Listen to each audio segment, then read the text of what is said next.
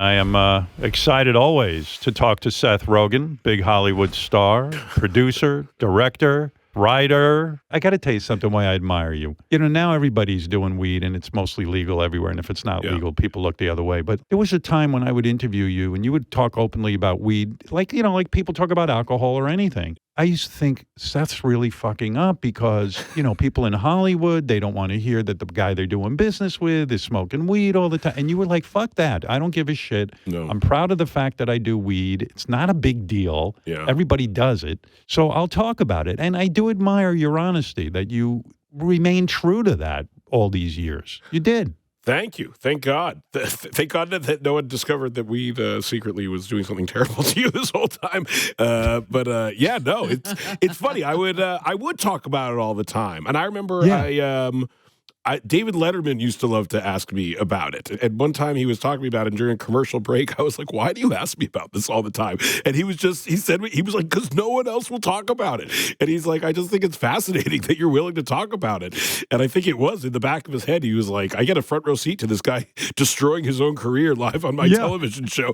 But thank God it didn't go that way for me. And maybe you're one of those guys who normalized it, and then finally they made this shit legal because it was so nothing. I agree. It might have helped. In my most egotistical moments, I'd like to think I moved the needle the tiniest bit towards, normalizing it, making people see that you could be a productive member of society and be stoned all day. More than being productive, I would say you're the most productive guy in Hollywood. I was looking at the list of shit that you've accomplished. And for a guy who you say it, I get high every single fucking day. You haven't missed a day since, I don't know, since what? You were 12 or something. You haven't missed a day. I was in Singapore once. You can't smoke weed there. Other than that, in 2012, 2011, I was in Singapore for 3 days. So those days I didn't smoke weed because they'll literally fucking kill you if you smoke weed in that country. They put a little thing in your passport when you arrive that says, if we find drugs on you, we will execute you. And I can't tell you how many times I've flown places and then got there and opened a pocket or something and be like, oh shit, there's a fucking roach in my pocket. But so that was a scary walk through the airport in Singapore. But so when you went to Singapore, you were like, hey man, I'm not fucking right. Was it since you've gotten, I mean, there's some kind of stat out there that you've gotten high every day of your life since how old? I don't know. Probably since I started smoking very regularly, probably when I was like 17 or 18 is when So when you go to Singapore and you cannot smoke weed, because I guess that is a good deterrent. It really works. We're going to kill you. It's a good deterrent. If you ever have a drug problem, go to Singapore. And by the way, I think they kill you. They don't just like shoot you. They cane you to death. They cane you. Remember that guy? They caned that guy. That's such a funny thing about Singapore. It's like their one big cultural reference is they cane the living fuck out of a dude like 30 years ago. Yeah. Why? First of all, why would you go to Singapore when knowing they'll cane you? Exactly. I went because I was promoting the Green Hornet, so I was doing press in Singapore. I had to go. It was for work. I mean, I would have said to the studio, listen, I'll do anything you want. I'll go to every country on this planet, but I'm not going to Singapore because they will cane me. And there's chances that some dog will sniff a roach or something and I'll be fucked. I didn't think I realized how crazy it was until I got there. The little note they put in your passport was a sobering moment, to say the least. And it was in no uncertain terms. It was just like a piece of paper that said the words, if we find drugs on you, we will execute you. And I was like, Jesus Christ. And it's not even like, if you steal something, we'll cut your hands off. Yeah. But pot, we will kill you. You will be fucking your dead. Ass. Yeah. Pot. I could live with no hands. I could do okay with no hands. Luckily, you can just drink yourself into oblivion in Singapore. They don't give a shit about that. Nobody gives a fuck. Great thing about Singapore is you can drink yourself to death. Here's my weed question of the day, which you can only answer. Why are people who are into weed now still buying illegal weed? In other words, you can go now to a store. Yeah. And the weed is packaged, beautifully rolled joints, and it's safe. Nobody sprayed it with paraquat or whatever. And you remember that? Yes. And I'm pretty sure I got a hold of some of that. Yeah. Why now would anyone go to some shady character and buy weed? There's a few reasons. One, I knew you'd have the answer. Go ahead. I'm sorry. One is just allegiance, or like I was in this situation where I bought weed off these guys in L.A. And meanwhile, like legal weed was kind of coming into the market, and I just felt bad for them. Like I literally just knew. It's like that mom and pop store that you go to, and you know that like you're without your business, they're like one purchase away from closing every week, and if you weren't there, they would maybe close. You know, this is a very good point. I didn't think of that. You know, I took my granddaughter to a toy store. For the first time. And it broke my heart. I said, we have to come back to this toy store. You don't see toy stores anymore. And it was this little toy store and a guy working there who was a fan of mine. And it just broke my heart. You know, it's still standing there. That's how it is with the weed dealers. You have a loyalty to them. You don't want to see them go on. You don't want to see them have to find a new line of work or start selling a new type of drug. It's so that happened to me is that, yes, I had loyalty to the guys I bought weed with, and I felt bad for abandoning them, basically. And you still will call them from time to time and say, hey, I haven't what do seen you them in over a decade. I have no idea. You no longer feel bad for them. I don't know what they're doing anymore. Well, eventually you're like, come on, it's legal. Why am I meeting a guy on a corner and driving around the block? It's like if it's like I was buying cheese from a guy on the street. Like there's no need to put myself through this anymore. Yeah. How long did it go on that you felt bad? Like here, weed was legal, and how long did you stick with your dealer? Well, then eventually the guy, I was like, where do you get this weed? And the guy was like, honestly, we just get it at the store also. And I was like, they just get it. I was like, this. And I think a lot of those people probably just got jobs at the store. Like, I think eventually they were like, oh, I can just actually like make a salary instead of driving around doing this. That is so great. Your weed dealer went to the store where he bought it legally and sold it to you illegally. And raised the price. Yeah, just a slight markup. And when he said it to me, I could tell as he was saying it, he was like, oh no, I shouldn't be saying this. Like, I could literally see on his face, he was like, I let the cat out of the bag on that one. So in your routine today, did you get high before this interview to sort of get prepared for it? I smoked a little weed this morning. You smoked a little weed? Smoked a little weed. Do you sell through your company infused seltzers? Yes.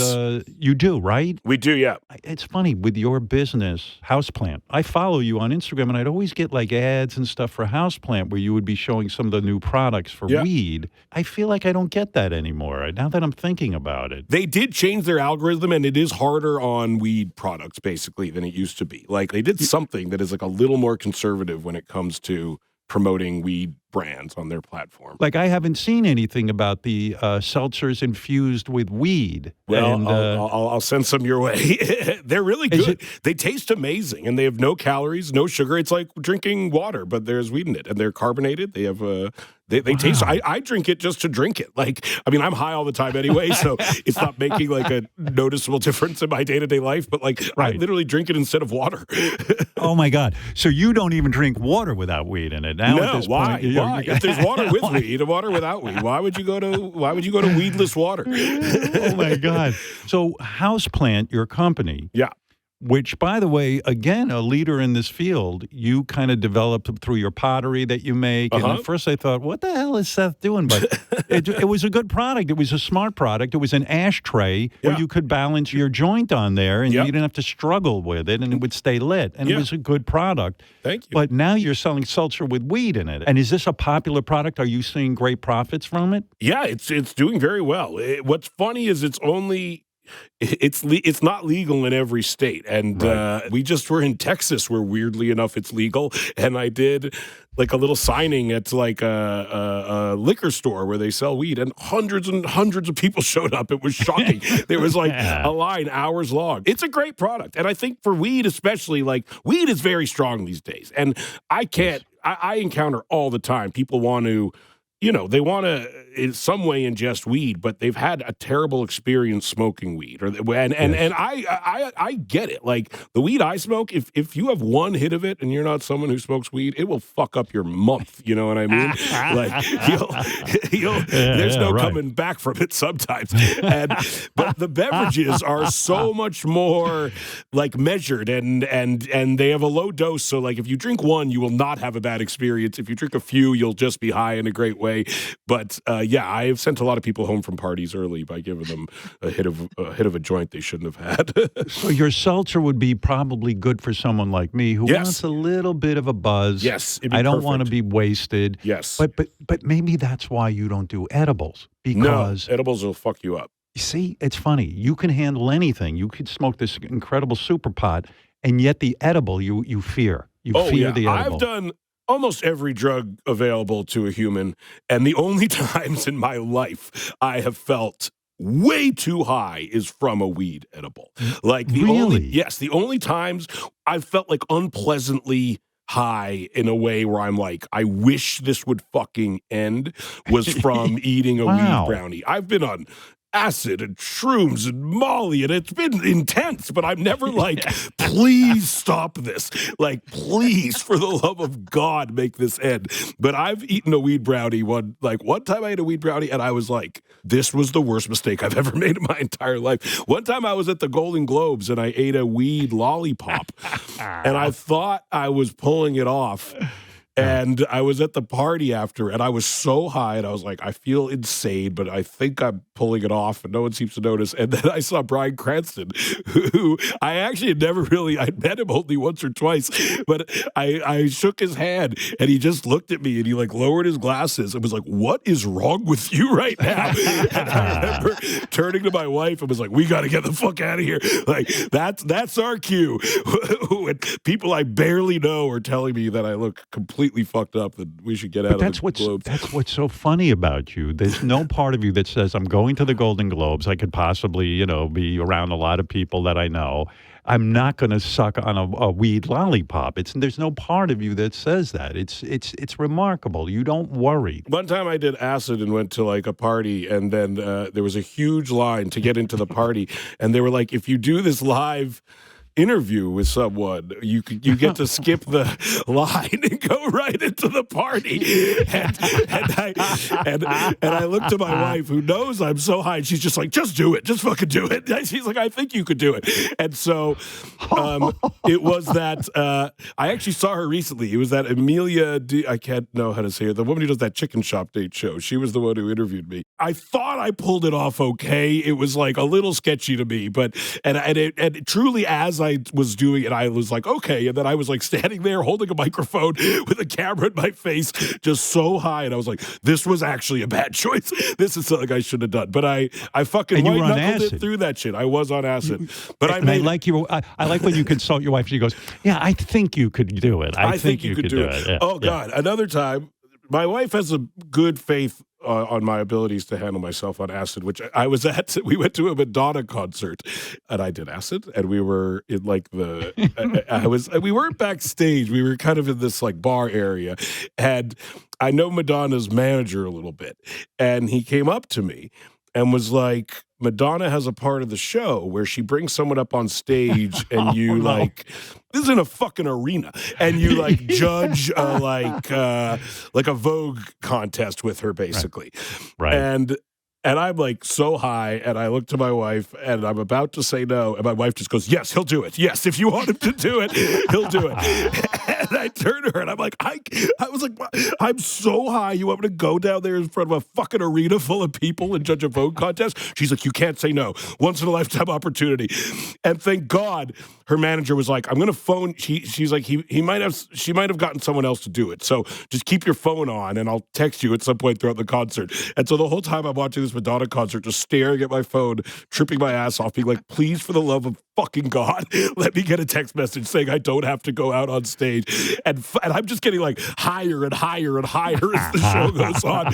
And then finally, like an hour into the show, I got a text like she got someone else, and it was maybe one of the biggest reliefs of mine. I don't know what I genuinely don't know what I would have done if I had to do it. I was just like, am I gonna like faint and shit myself in front of a fucking arena full of people tonight? I can't even tell you how I wish you had been called by Madonna, because that would have been legendary. legendary. It'd be It a would have better been story. legendary. It's like it'd be a much better. I can appreciate it would be a better anecdote if I was. What were you on the night? To me, I haven't seen you in a while, but I watched that Adele concert. Oh yeah, Like you were the guy they kept flashing to in the audience. yeah. Me and my wife, we got a call. There's an Adele concert. Do you want to go to the Adele concert? We're like, yeah. Sure. Who doesn't fucking want to go to an Adele concert? That sounds fun. And so we did get just incredibly high. Like I feel like it's like we parked there, like hotboxed the car, and we were just like, we're going to a concert. It's going to be fun. And then we walk out. And it's when you say incredibly high, yes. do you mean before the Adele concert you consume massive amounts of marijuana? Massive or amounts is there of acid? marijuana. What is involved? I think I was, at that point, I was also maybe dabbling in these shroom chocolates that I had been given. So, yeah, it was probably like a cocktail of a lot of weed and maybe a little bit of shroom chocolates. And then we walk to like where we slowly start to see like camera crews and clearly we're like, this isn't just a normal concert. Like they're filming this concert. It's a big filmed event. We're like, okay. You're co-starring in the concert. Well, then we get there and they give us our tickets and our seat numbers are A1 and A2. And I was like, oh no. I was like, that seems close. That seems very close. Maybe the seating's backwards. Maybe Z is up front. They started in the back. And so we slowly are walking and we find our seats and could not be more front and center in this show. And they're filming the whole thing. It's like a huge primetime special, which I did not know at all. And there's literally like a camera crew and a rig, like 6 inches in front of us. And I'm just like, what the fuck is going on right now? I've never met Adele. I've never seen Adele in real life before. I was like, how did this happen?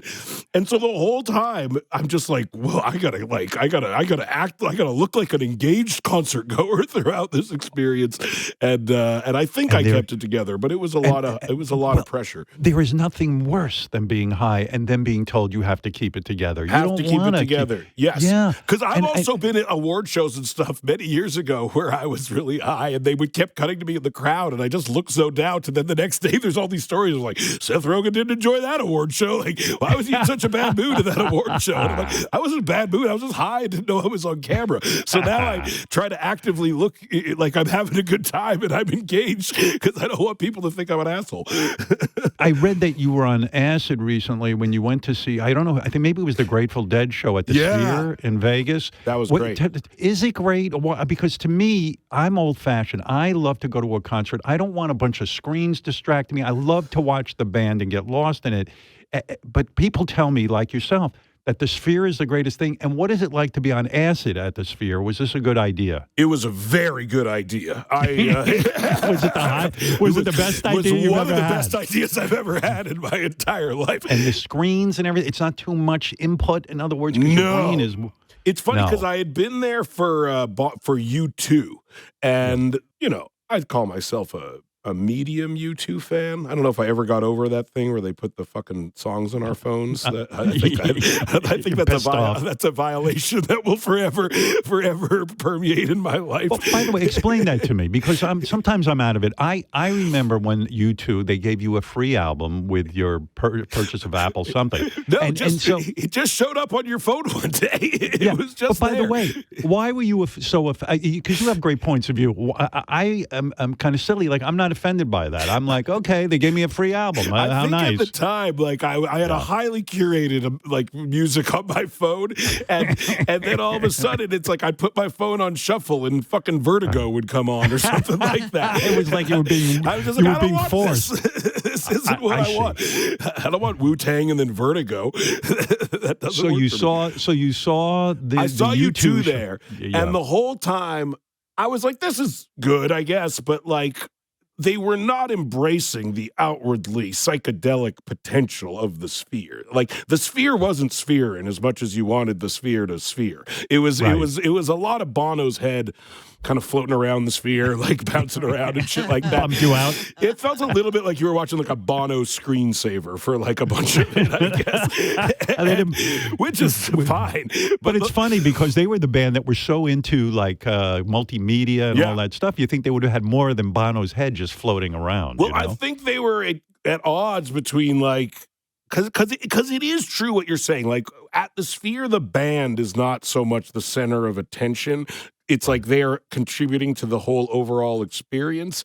And I project that maybe U2 was at odds with that and could not fully embrace not being the center of attention in the venue. You know what I mean? Right. And so it felt, a little conflicted maybe as to like, what are we doing here a little bit? But the Grateful Dead show, the second that shit started, I was just like, these fucking guys get it. These guys get what to do here. Like, literally from the second it starts, like you're in San Francisco and the whole thing feels like it's taking off into space and like you're flying through space and the cosmos, and like within 30 seconds I was like, oh, this is the greatest thing I've ever experienced in my entire life. Wow. It literally was, it like knocked me off my feet. Like there were parts I like couldn't believe what was happening. And I just kept we just kept all looking at each other being like, can you fucking believe this shit? Are you a working man's Dead kind of guy? Where did you get into the Dead? I mostly got into it because in Freaks and Geeks, there was an episode where Linda Cardellini's character gets into the Grateful Dead. And that was actually like my first time hearing them. And so An American Beauty is the album that she listens to on the show. And the show Freaks and Geeks ends with the song Ripple playing, which is a very great song. And so great song, yeah. That was probably my first, like, I actually mostly like that album. Like I like American Beauty, which is, I think on the grand scale of their albums, like less experimental in a lot of ways and sort of more straightforward. That's the other thing with your career, the longevity now. You know, Freaks and Geeks is when you moved to L.A. in your teens. Yeah. And 25 years ago now. This is the 25th anniversary, which is fucking crazy. Here's my point about you being the world's most productive stoner, or at least busting the myth that anyone who gets high. But you've never done crack, have you? No. No. Like you never were a crackhead. Imagine you come in here and it turns out you become a crackhead. That's when this all gets a little bit dark. Yeah. By the way, Seth has a fun crack brand he's promoting on this. How sad. But the name Crack House Plant does go pretty well together. Speaking of Freaks and Geeks, why did you show up 45 minutes late to the first table read? That's another thing. You are very relaxed. I mean, your first big job, Freaks and Geeks, and you're having a table read, you show up 45 minutes late. It wasn't on purpose. It was my dad, and my dad was driving me there. I was 16, or I didn't have a driver. I couldn't drive in L.A. My dad had flown out with me to shoot the pilot, and it was before, like, GPS navigation. And so literally, like, we were supposed to go east on Ventura in the valley to get to the studio, and instead he went west on Ventura, and we were driving. I think we hit the 405, which is like 25 minutes in the wrong direction, and we were like, oh no, we are just completely lost. You know what? I showed up catastrophically late, and I've never been late again in my entire life since then. You know what the Hollywood thing is to do? You should have fired your dad. Exactly. That's it. You're done. A new dad. You'll never my drive new me father, again. Roger Rogen. You're out. You're out, Dad. I love that story about you and Meatloaf. You had to call Meatloaf to use his song or something. I had to call Meatloaf. What was it? You said, we're going to put your song to a singing Meatloaf? Yeah. Well, it's very rare. When you're writing a movie about anthropomorphic food that talks, like, Meatloaf presents a rare opportunity comedically. Yeah. The fact that there's a guy named Meatloaf. And then we thought we'd use I Would Do Anything for Love in the movie, and we were like, oh, if we could show Meatloaf, like a Meatloaf as Meatloaf singing the song, that would be great. So like, we had already cleared the song, but our lawyers told us, like, if you want to show Meatloaf as a Meatloaf, you got to get permission from Meatloaf. Really? So I had to call Meatloaf. And the first thing that happened is, like, we had a scheduled call. I was supposed to call him like 2:30 on Wednesday. So whatever. funny. Isn't Hollywood? This is why your new TV show is so great, and we'll get to it. Because I've had to call Hollywood, Meatloaf. you had to call Meatloaf. I call Meatloaf, and the call starts with, like, the phone rings like 15 times, and then he eventually answers it. And he's like, hello? And I was like, Meatloaf? And he goes, yeah, I was taking a nap. He woke me up from a nap. And I was like, oh no, that's a bad start. And I was like, so, Mr. Loaf or whatever. And he goes, call me Meat. I was like, all right. Okay. And I explained to him the joke. I'm like, Meatloaf, I'm making this movie, and there's a joke where there's a singing Meatloaf. We want you to be the singing Meatloaf. We want to represent you as this thing.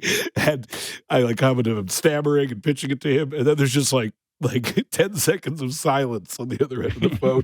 And he just goes, yeah, I get it. And then he hung up. And that was the meeting. That was the whole meeting. Yeah, I get What it. what I love about that story is, like, you scheduled a meeting with Meatloaf, and then he's yelling at you because you woke him up from a nap. Because I woke him up from a nap, Yeah, exactly. like, excuse me, what do I need to do? Like, why am I apologizing What am I doing to this here, guy? Meatloaf? We had a time. Since your last appearance, you produced 4 comic book-based series: The Boys, Gen V, Diabolical, Invincible. You produced and starred in Pam and Tommy. Yep. You produced and starred in Platonic. You voiced Donkey Kong in Super Mario Brothers. By the way, that's got to be a great gig. It is a pretty good gig. You just do your voice, right? You don't. I put just on do a- my voice. That's it. Like, because you have such a distinctive voice. I do. I know. Every time I get a voice acting job, I'm like, I'm just going to sound like me, right? Like, you're not expecting me to do something here. Oh, Yeah, right. That's Yeah, what we want. Yeah. Yeah. I'm not coming up with a new character. I'm not like Rich Little in there coming up with some shit. Yeah. No, I'm doing me, which is great. It's fun. It's You voiced a character in Teenage Mutant Ninja Turtles. yes, which I also wrote. So getting back to my original premise about you, Yeah. here is a man who openly always talked about getting high, never tried to hide it. No. Everyone told him. I told him it's going to hurt your career. And this man, worldwide box office, has generated a total of, are you ready? Are you sitting down? I'm sitting. $9.3 billion. That's pretty good. $9.3 billion That's a lot. in revenues, entertaining people. God bless. I mean, that's fantastic. And it started at a very young age. I mean, we've talked to you many times about you being like a 12-year-old stand-up comic and everything, which is amazing to me. But here's the thing that blows my mind about your whole career. When you're 17, maybe 18 years old, you were writing for Garry Shandling and Judd Apatow. Yeah. When, like, Garry would do an award show or something, right? Yeah. Garry hosted, whatever year he hosted the Emmys for the first time. I think it was 2000 maybe. So Yeah. How yeah. old were you? I was 18 in Isn't 2000. that something? Can you imagine?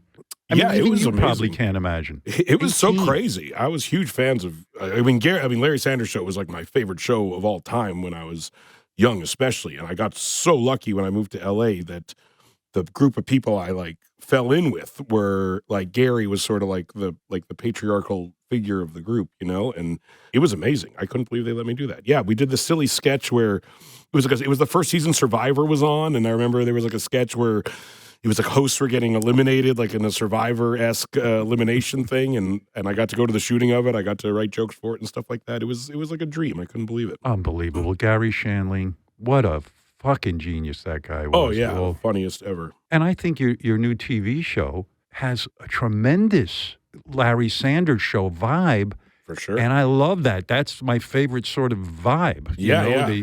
The getting me behind the scenes of stuff. I love it. It's called The Studio. You play a studio head, and all of a sudden you're selling out because, you know, your boss. By the way, Bryan Cranston's your boss. Yes. And it's so great. He wants to make a movie about Kool-Aid. You go, I can't make a Kool-Aid movie, but I want to be a studio head so bad. And then you get Martin Scorsese, who wants to make a movie about Jonestown. Yeah. And you go, oh, do you mind if we call it the Kool-Aid movie? And he goes, yeah, I guess so. You know, give me. I mean, that's a funny fucking premise. That's a great first episode. Thank you. It's really good. Yeah. I loved it. I bet if we didn't make this joke on the show, there would be a fucking Kool-Aid movie in the next year or so. So absolutely. we beat them to the punch. But And no doubt you would be the voice of Kool-Aid. I actually would do it 100%. Even in this, even after making fun of it, I would probably do it if they offered it to me. It must have been great fun writing this TV show because, you know, you're goofing on everything. I mean, you've been around Hollywood since you're a kid, since Freaks and Geeks. Yeah. And you've seen everything go down. And I'm sure there are studio heads right now today being forced to make movies they don't believe in. Oh, yeah. And it's like, hey, if I want to keep my job, I got to the money guys want this. They want to put out a Kool-Aid movie. And it's a that real kind of thing. conflict. Yeah. And that was like, I think Larry Sanders Show was such a huge inspiration because like, you know, he is sort of like the top of the totem pole in a lot of ways, but he's also like a very sympathetic and tragic character on the show. And that was something that, you know, we were very inspired by. Yeah, like, you know, we've been making movies for, you know, almost 25 years now. We've gotten to know a lot of the people who run these studios. And I will say, like, I think the biggest misconception that we try to put in, you know, make a big part of the show is that, like, these people do actually love movies. Like, they're not just money oriented people. Like they want to keep their jobs and they want to make movies that are big hits, but they also love cinema, and that conflict that we would see all the time, people getting torn in these two directions, was always very funny to us because we could see how tragic it was and how these people that loved movies just as much as we did were forced to constantly compromise their values and their own life goals and their own legacy in order to not get fired very unceremoniously one day because their movie wasn't didn't make as much money as it was supposed to. You said a studio executive told you when you were a teenager, quote, I got into this because I love movies, and now I feel like it's my job to ruin the movies. Yes. And that's the premise of your show. It's essentially the premise of the show. I verbatim say that sentence in the show. And it was like we were getting notes on a script when we were very young. And our executive just like hung his head and made that admission to us. And it was something that we never forgot. And I actually think helped us navigate the entire industry. Like I think we have a good understanding, I think, of the people that we are working with. And we understand that they are truly caught between show and business. Like for me, it's easy to sort of focus on the show part of show business. And it's easy for me to really just make stuff that I'm proud. I mean, not easy, but like it's easy for me to focus on making things that I'm proud of and things that I would want to watch. And I hope that they're successful, and sometimes they are and sometimes they aren't. But I just know personally, like I feel much better if I made something that I think is good and that I'm proud of. And if it makes no money, then I can reconcile that much easier than if I've made something that is bad, and even if it's bad and makes a lot of money, I'm not as happy with it as if it's good and makes no money, When you were writing, is it the same process? Does Apple TV send you notes? Like, do you have to send them scripts and say, this is what we're going to be shooting? Do you get any? So it's the same process. Yep. And if somebody gives you notes, are you at the point where you're like, I've done this a million times? I mean, we never do notes we don't want to do. Like, but truthfully, they have good. They have good ideas sometimes, and it's not like a list of just catastrophically bad things you don't want to do. It's and they are the audience in some ways. So like you don't want anything to be confusing. So sometimes it is helpful just to get like, maybe we could understand this a little bit more. Maybe and it's so inside also that it was nice to get perspective on, like, maybe you could explain what a oneer is a little bit more concisely or something like that, But in general, they were very on board with what we were doing, and it was not like a conflicted process, One of my favorite things about your show, especially the Golden Globes episode, is you get a whole bunch of people who are actually playing themselves. Like in the first episode, Martin Scorsese is playing himself, and I love shit like that. I just think that's me fun, too. It's real, and it's probably great for you to write stuff for these people. It's fun. And you direct these episodes. Do you tell Martin Scorsese when he's or Ron Howard's in one of the episodes? Yeah. Do you ever give them a note and say, maybe try this? Because these guys aren't really, Ron Howard's an actor, but you know what I mean. Yes, you do. You give them a note. You have to direct them. Yes, for sure. We have to give them a lot of notes, which is a nightmare. Like directing, it was one of those things where like we wanted Martin Scorsese. He was like our ideal guy. We got Martin Scorsese. We couldn't fucking believe it, and then it like dawned on me and Evan, my partner. It's like, now we have to direct Martin Scorsese in a movie or in a show. It's like the guy who made Goodfellas. The guy who made telling him what to do. Like one of the greatest living filmmakers, one of the greatest directors of all time. Someone who also, for us personally, like we were obsessed with Martin Scorsese. Like when we were writing Superbad, we were like weirdly like Goodfellas was like a huge inspiration to us. And After Hours, obviously like those kinds of movies. And so it was one of the scariest things I've ever had to do in my like professional career is actually direct Martin Scorsese. Were you high when you directed Martin Scorsese? Probably less so that morning than on most days. With you, I never know. It's like, hey, I better get extra high. I'm going to be telling Martin Scorsese what to do. The more stressed out I am, the less weed I smoke often, which is probably not how most people would assume I deal with weed. But if I'm stressed, then weed does not help me necessarily. There was one episode, I don't want to give away too many of the jokes, but there's just a lot of good. Like, there's a trailer for Johnny Knoxville's in a movie about zombies that shit radioactive material, and if it gets on you, they die. Yeah, you die. They spread the virus with projectile diarrhea. Yeah, and I was like, I don't think Seth's going to show this, and sure enough, there's that zombie shitting all over some actor, and it's fucking funny. We really came alive that day on set. that was the day. Like, we'd been shooting the show for like months, and then it was like the day we were shooting the zombie diarrhea, like scenes from the movie and the show. And me and Evan were like, we should be doing this. Like we've taken a swing at elevated television, but I think at the end of the day, our calling is making projectile zombie diarrhea movies. There's one episode about the Golden Globes where it was so honest about Hollywood, and it just the hypocrisy. Like, you spend the entire episode trying to get Zoe Kravitz to thank you in her acceptance speech because you're so fucking depressed that Ted Sarandos keeps getting thanked. Yeah, and it's so true. Every time I watch a fucking award show, it's like, thank you, Ted Sarandos. And you're sitting there as your character, a studio head, desperate to the point where you'll go over to the teleprompter and try to change it so that you get thanked. I mean, that's so fucking great. Zoe Kravitz is very good in it. Oh, she's great. She's very good in it because she tells everyone, I don't want the Golden Globe. I don't care. It's just an honor to be nominated. And then behind the scenes, she says to you, this is what's so great. She goes, I want that fucking award. And I'm going to get up there. I'm going to accept the award. At first, I'll be kind of, just thanking a few of my fellow nominees. And then I'm going to cry.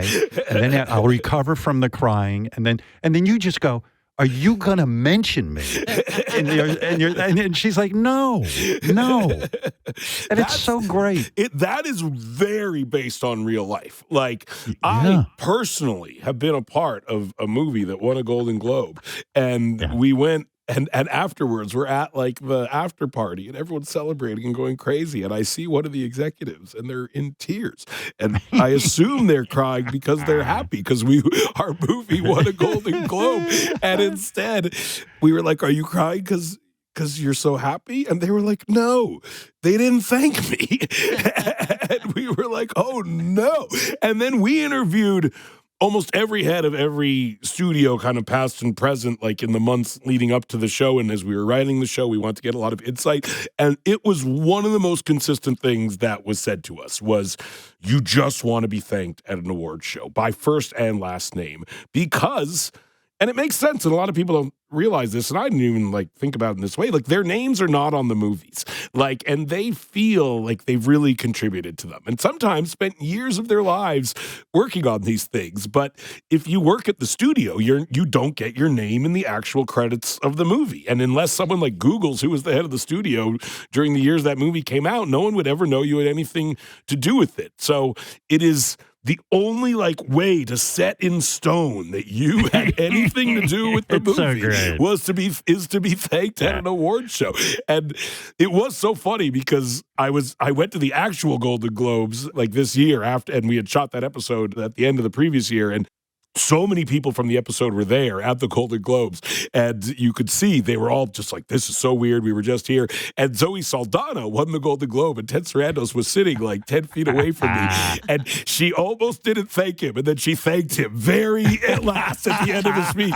And he literally looked backwards at me and was like, just got it. Just made it under the wire. It's so great, especially in the show. You actually get the real Ted Sarandos. Yeah, we do. Who, by the way, I was nervous for him. I'm like, oh, how's he going to do? He did a pretty good job. He's good. He's funny. You would never know that he'd never acted before. And you two are doing a scene. You're pissing into a urinal. Ted Sarandos is pissing into a urinal. He confesses to you, the only reason I get thanked, I put it in their contract. Yeah, that is the greatest fucking thing ever. It was just great. And he says, why would you leave something that important to chance? Perfect episode. Oh, yeah. It turned out very well. I couldn't believe we got him. He to me is of all the cameos we got, the most surprising in many ways. And he was so funny. It's such a good joke, I think, as well. So you put a lot of effort into an award show. You want to go on and I try to be funny. But for me, I don't do stand-up anymore. And for me, that is my my annual opportunity to get in front of an audience and be funny for 90 seconds, Do you ever miss the idea of doing it, like maybe putting an act together? I don't know. It's funny. Like this year or last year, I had this. We have this charity, Hilarity for Charity, and we put on these comedy shows. And we did a show at the Hollywood Bowl for the Netflix comedy festival. And so to open the show, I often will do like 5 minutes or 10 minutes of sort of stand up, basically. And it's not something I'd done in a long time. The Hollywood Bowl holds almost 20,000 people, which is by far the most amount of people I've ever done something like that in front of. And so leading up to it, I went and like performed my routine at like a place, at like a comedy club, basically, and I have to really be careful with it because like I'm fine at it. And to me, that is like the scariest thing to be at something is like I'm good enough at it where I could probably squeak by, but I know I'm not really contributing to the stand-up landscape as a whole. Like I'm fine, and that's why I stopped doing it in the first place, which was like I could just recognize like I could probably do this for the rest of my life and be very okay at it. But when it came to writing movies and stuff like that, I felt like I was actually doing something that was additive and was different and was a little better than just fine, you know what I mean? And so that's how I felt when I did it last year. I was like,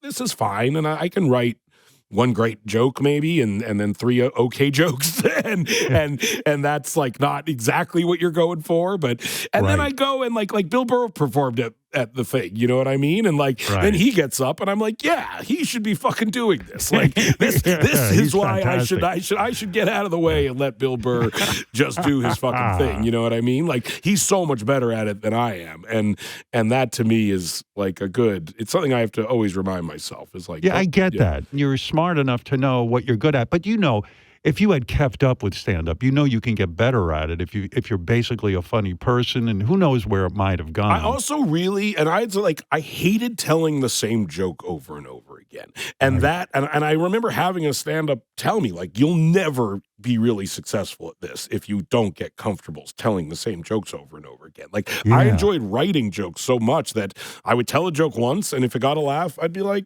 great, done. Like, I get that. Put it in the funny bin. Like, let's see what else I can come up with, But I wasn't interested in like developing an act, and I think that I also recognized in myself made it that I would never excel at stand-up comedy in that way. Like, I just like I didn't like that idea of like honing in on the perfect act, and you start with this joke and go to this joke and then go to this joke. Like to me, that was not interesting. I enjoyed writing the jokes much more than I enjoyed telling them over and over and over again, Chris Rock once said that to me. He says, your radio show, he goes, you do like basically a stand-up act every day. He goes, if you just memorized one of them and went out and did it. I go, but I have no interest in that. I don't see the art in it. I mean, I see the art in it. These guys who do it, I admire, but I think it's the most difficult thing in the world to do. But it wasn't my goal. No, exactly. I think it's a very specific, and I think you should only do it if it's really your goal. And I do think a lot of people do it as like a means. Like that's also I kind of found myself doing it as like a means to an end. Like for me, it was like it was like the 90s. Like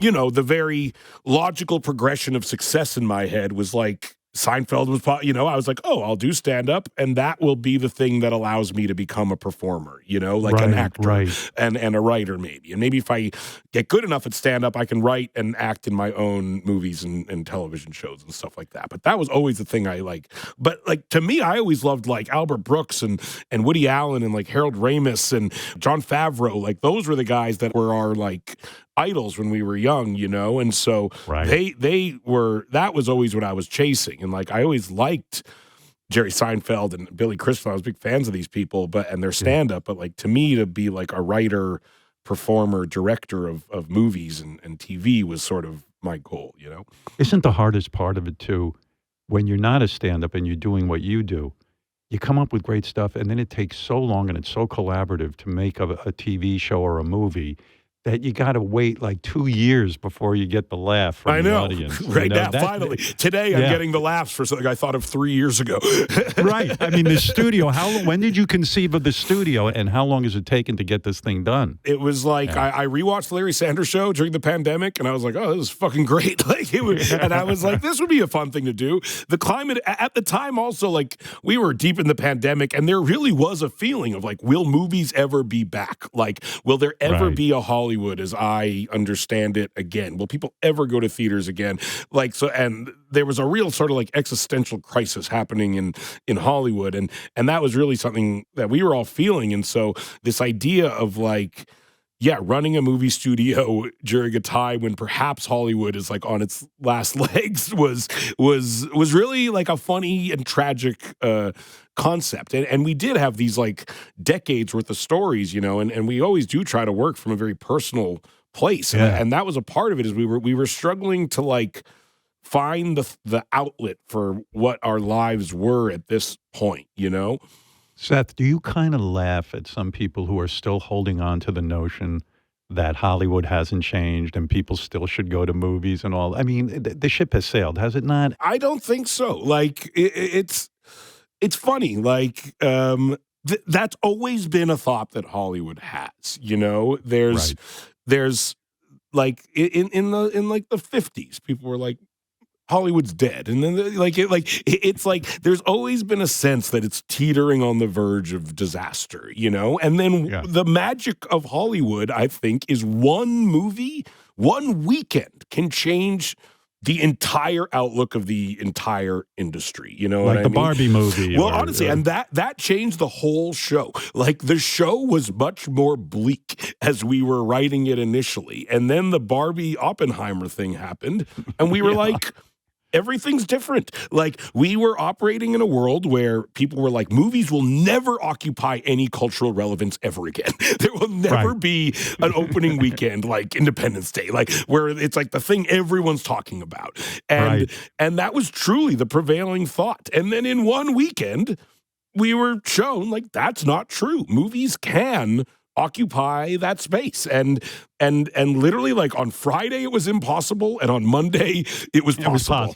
And that is, I think, also like what's so frustrating about Hollywood, and what is alluring about these delusions of grandeur, especially if you run a movie studio, is that you think you might be the person to course correct all of the Hollywood. And what's also funny about that is singular people have done that. Like, it's an industry where you can like very easily root entire new directions to one person. Like, Robert Evans changed the course of Hollywood. James Cameron changed the course of Hollywood. Ted Sarandos changed the course of Hollywood, you know? Greta Gerwig changed the course of Hollywood. Christopher Nolan changed the course of Hollywood. And it happens all the time. And so you see how, I don't think I could do this, but if you were someone with, again, kind of were willing to buy more into the delusions of grandeur of all of it, you could view yourself as the person who single-handedly saves Hollywood, you know, and that allure is real, you know, and very frustrating, I think, to a lot of people who are then put in a position where like they have to choose between, do I take the swing that will maybe save Hollywood, or do I not get fired? And often they choose not get fired. And that's the whole point of the TV show, the studio. There's an episode in the studio, again, where you're dating this doctor. And the whole episode, you're arguing that making movies is art, and it's just as important as medicine. And the doctor and her friends, of course, strongly disagree.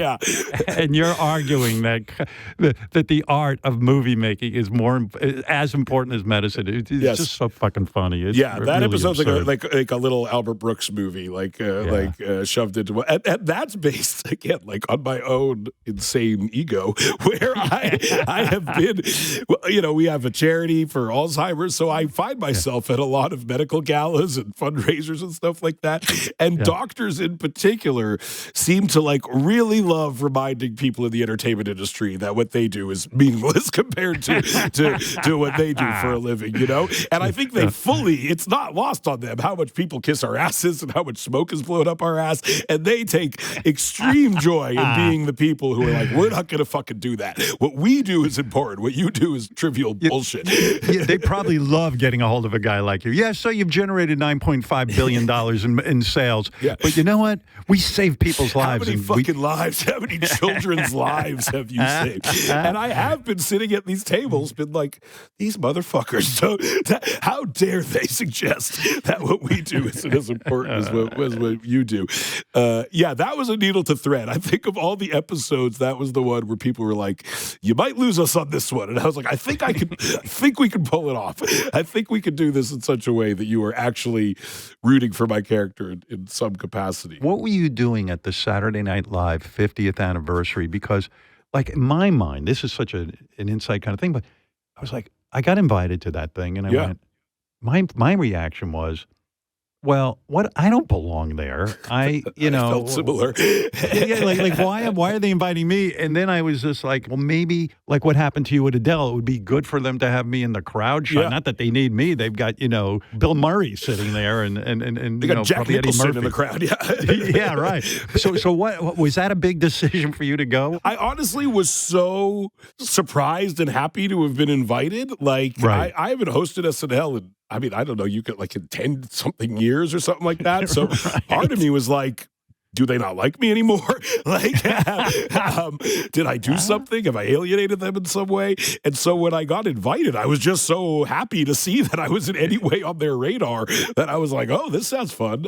But it does make sense for you to be there since you did host. Was that a fun thing for you? Did you enjoy that? I would think that would be right up your alley, only because you could write some stuff too. For me, like what was great the first time I hosted was like all my friends were the people on the show. Like it's when it was Bill Hader and Kristen Wiig and Andy Samberg and Will Forte and these people that like were my age and my contemporaries, you know what I mean? And Hader was in a movie. What was he in with you? He was in Superbad. Superbad, right? Yeah. And he's in Pineapple Express also. And he's in Knocked Up even also a little tiny bit. I met Bill Hader on the movie You, Me, and Dupree with Owen Wilson and Matt Dillon. And we're both like friends of Matt Dillon and Owen Wilson in the movie. But that was the first time I met Bill, and it was his first year on SNL. And I was just... Were you blown away by this guy right away? Because to me, Bill Hader is... I put him in the top echelon of guys who have worked on that show. And there's been some great talents, but he was so fucking funny on that show. Oh, right? Absolutely. I met him. I hadn't even seen him on the show. I met him and we were shooting in Hawaii. I met him there. And I feel like we had written Superbad, and I think we were gearing up to make it. And I feel like I told him I wanted him to be, we're like the two cops in the movie. I feel like before I even saw him on SNL do anything, I was like, will you be in this movie we're making? Like, he just seemed perfect. And it's so rare you meet someone who is so funny and so talented, like, and we just got along unbelievably well. We had all the same frame of references, the movies we liked, stuff like that. Yeah, he's amazing. And so, hosting, it's great to host SNL. And like, I was obsessed with the show as a kid, and I would read all the books about it. I'm halfway through the Lorne Michaels book right now. Like, how is that? Is it good? It's really good. It's awesome. Yeah, it's great. It's so insightful. I love a biography. Me too. Hearing about people's rise, right? Yeah. Did you read the Barbra Streisand book? Oh, yeah. Oh, that was great. Me too. I had her on the show. I loved every bit of it. I'm in therapy. I still talk to my psychiatrist at least once a week about that book. Oh, really? What elements of it? First of all, I don't think Barbra even recognizes how sad her life was. No, it's true. And I'm obsessed with it. I'm obsessed with that book. It was amazing. Like, the receipts she has. It's like, I love how it was like both an autobiography and a work of revenge. like she remembers everything and it's so thorough, and that's what I love about it. It's thorough. And she's still like, I got to know her. I made a movie with her a while ago, and so I got to hang out with her a bunch and go to her house over and over again, and like you'd be in her, she would come into my closet, look at my old clothes. And she pulled out this little tiny pair of shoes. And she goes, these are the shoes I was wearing the first time I ever sang on stage.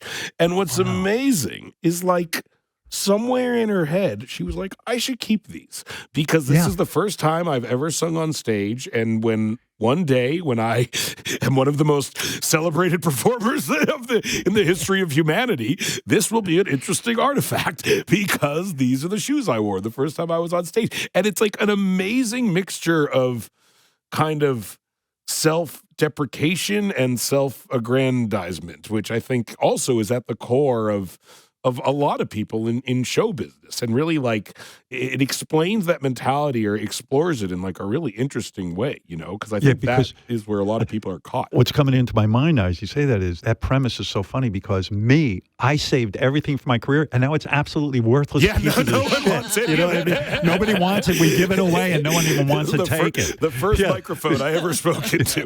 No one gives a shit. An attachment from the Sibian that some stripper sat on. It's insane. Someone queefed on this towel. Yeah, but literally, I've got 2 warehouses full of shit that nobody wants. Full of queef towels that no one wants. It's so funny. Is it true that when you were a really young writer and you're hanging out with Judd Apatow and Garry Shandling, it's somebody's birthday or something, like Garry Shandling's birthday or Judd's birthday, and you have no money and you're just starting out in the business. This is true because I can tell you're laughing. It is true.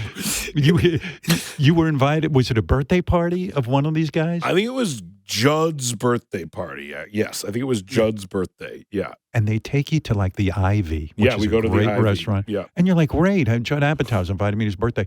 And you have no money. Yeah. And Garry Shandling and Judd say at the end of the dinner, I think we should split the bill. Yeah. To you. You have no money, and you're like, what the fuck? And I literally ordered a fucking side salad. I was not at that point of my life living a split the bill lifestyle. Right. Me and my friends had no fucking money. We were like, oh, you pay for what you eat and nothing else. I mean, Garry Shandling, we love him and everything, but he was a big time comedian and very successful. They're getting truffles and lobster and all this fucking shit. I'm eating lettuce and cherry tomatoes. Thinking okay, I'll just eat my $30 fucking side salad and call it a day.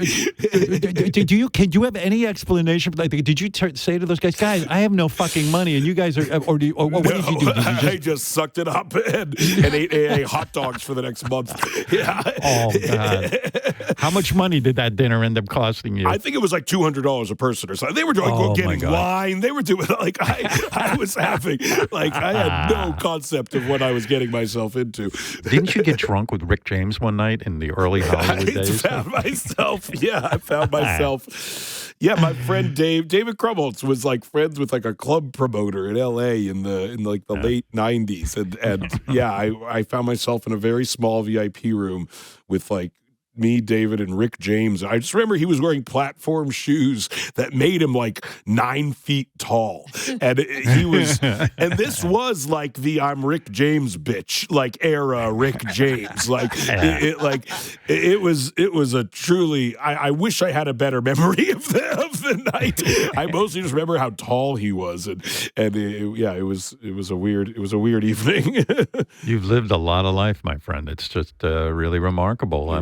Thank God. Well, I mean, you did write a memoir. Now that I'm thinking about it, I read that. That was great. Thanks. Yearbook. The Rick James story didn't make it. If I write a follow-up, I'll get that in there. For some reason, whenever I talk to you about drugs and weed and whatever, this dates back to when I was in high school, and I used to do a lot of drugs. I did stop at some point pretty much everything, but I've done and I don't recommend it to the kids. But what do you do now? Do you microdose ever or anything like that? Have you got I do nothing, man. Do you drink ever? No, I have no alcohol. I'm completely no alcohol free. You're 100% lucid at all times. Yeah, I know. It's I can't say I'm that happy. No. I wouldn't say joy is permeating off you. I was in Mexico recently, and my wife did a little bit of a gummy. Yeah. And I was like, fuck, I think I might do a half or something, and just to see what the hell's going on out there now, because I used to fantasize when I smoked a lot of weed when I was young. I was like, man, one day this will be legal, and it'll be like buying a pack of Marlboro cigarettes. They'll be perfectly rolled. It'll be so fucking great. Yeah. And now that it's here, I'm You not can't do it. I'm not doing it. I can't though. But don't forget, I'm an old dude. The drinking thing was a medical thing, and no coffee, nothing. Oh yeah, no. I mean, I've smoked weed with some older dudes, and it gets a little touch and go sometimes. Really? Like it's a bad scene.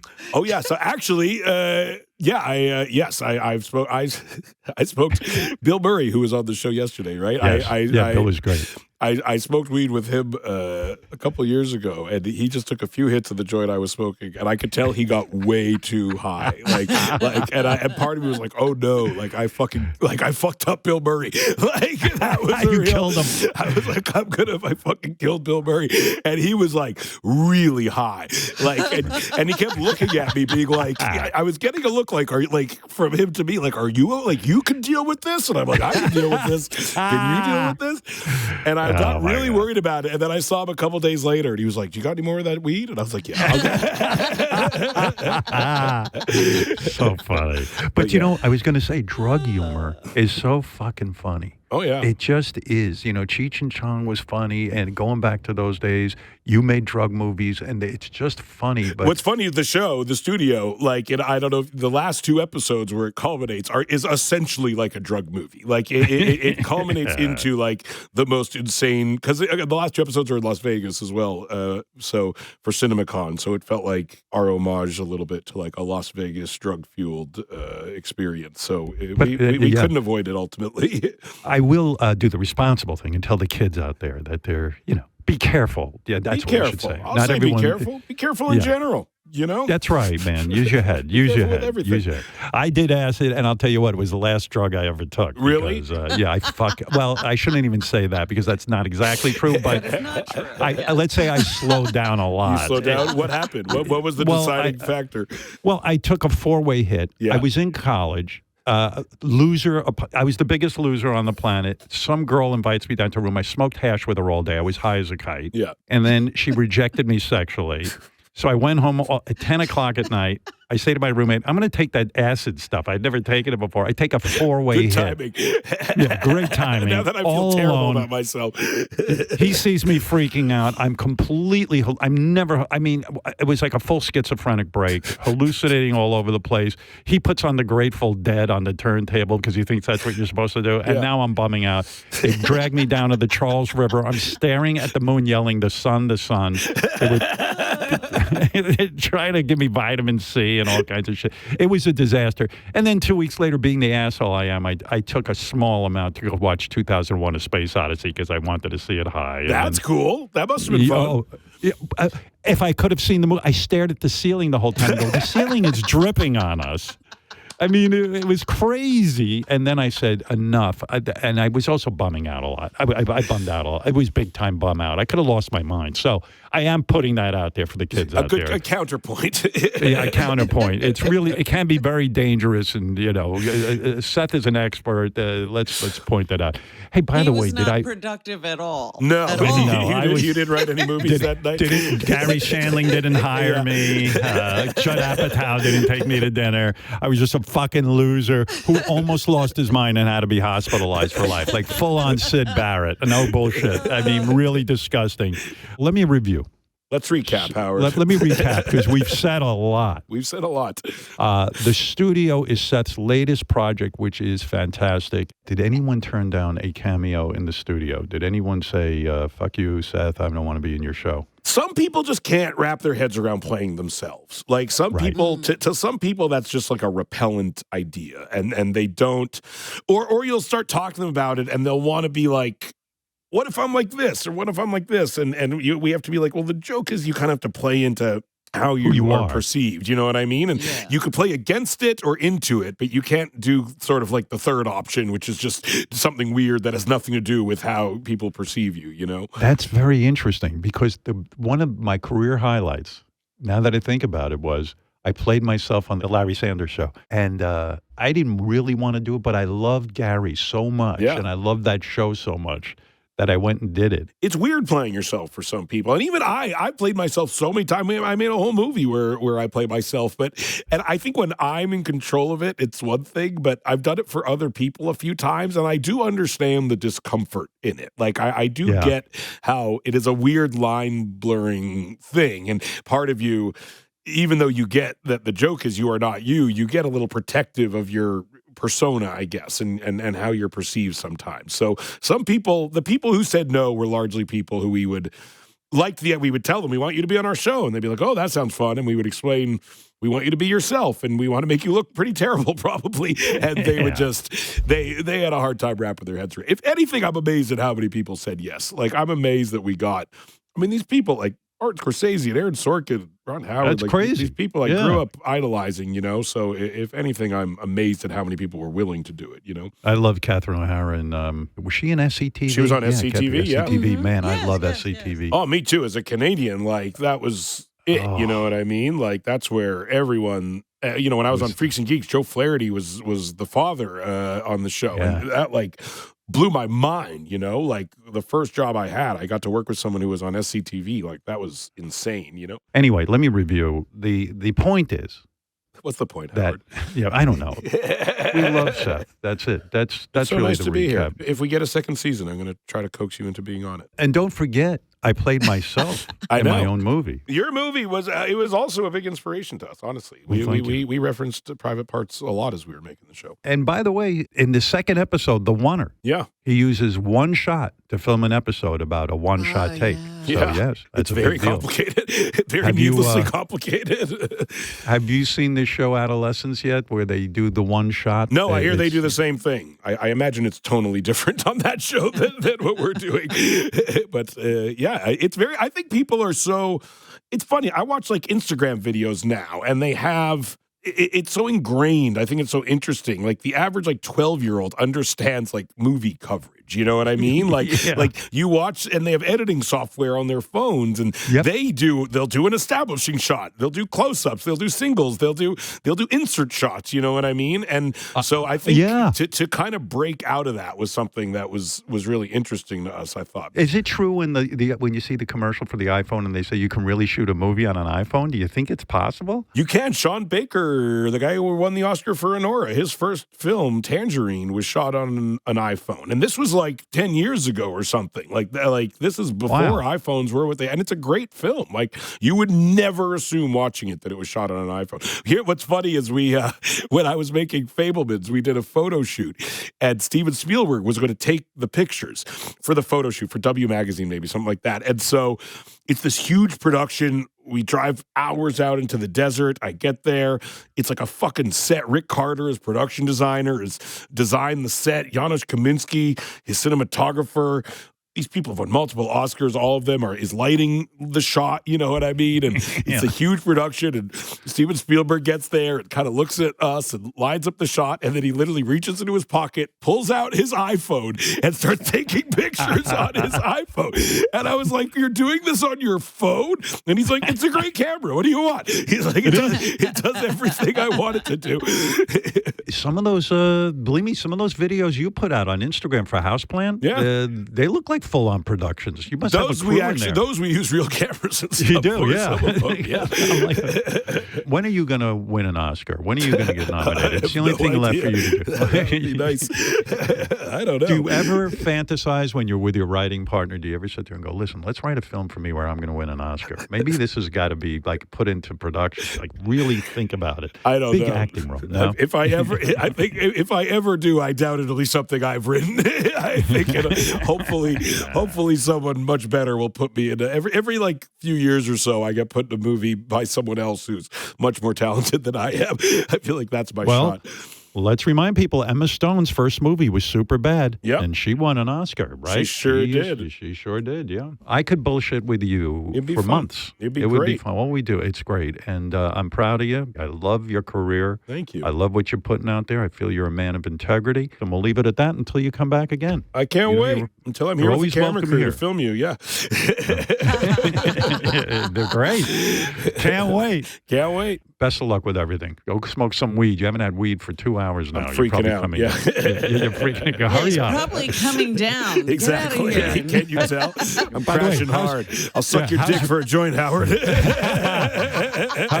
How's reality feel, pal? It How do you sucks. feel, How man? do you live here? Yeah. Sorry, man. Sorry to bring you into my world. Take care. Seth Rogen, everybody. We Good love to him. see you.